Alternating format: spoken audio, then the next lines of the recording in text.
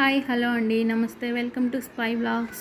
ఈరోజు మనం 2 నిమిషాల్లో ఎంతో టేస్టీగా ఉండే మామిడికాయ పులిహోర ఎలా తయారు చేయాలో చూద్దాం.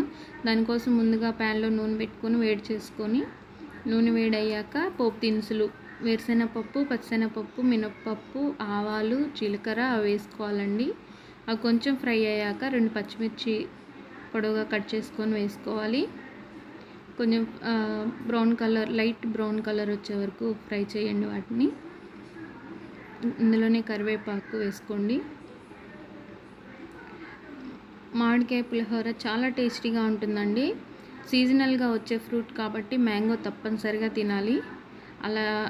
అలాంటి మ్యాంగోతో ఇలా పులిహోర, పప్పు అలాంటివి చేసుకున్న చాలా టేస్టీగా ఉంటాయి. చూడండి, నేను మ్యాంగో తురుముకొని దానిలో కొంచెం పసుపు, ఉప్పు వేసుకొని డీప్ ఫ్రిడ్జ్లో పెట్టుకున్నా అండి. ఇలా పెట్టుకుంటే మీకు 1 మంత్ 2 మంత్స్ అయినా స్టోర్ ఉంటుంది, ఏం కాదు. ఇప్పుడు కూడా చాలా ఫ్రెష్గా ఉంది. నేను స్టోర్ చేసి 20 డేస్ పైనే అవుతుంది.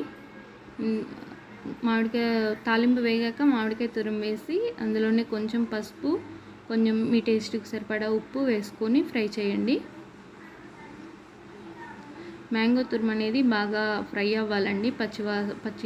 పచ్చివాసన అంతా పోవాలి. అలా పచ్చివాసన పోయి అది సాఫ్ట్గా కుక్ అయ్యే వరకు ఫ్రై చేయాలి. చూసారా, మామిడికాయ అంతా ఫ్రై అయిపోయింది బాగా. దాన్ని ముందుగా ఉడికించి ఆరబెట్టుకున్న అన్నంలో వేసుకోవాలండి. తాలింపు మొత్తాన్ని అన్నంలో వేసి మొత్తం అన్నానికి పట్టేలాగా కలపాలి బాగా. చూడండి ఎంత కలర్ఫుల్గా, ఎంత టేస్టీగా ఉంటుందో. చాలా టేస్టీగా ఉంటుందండి.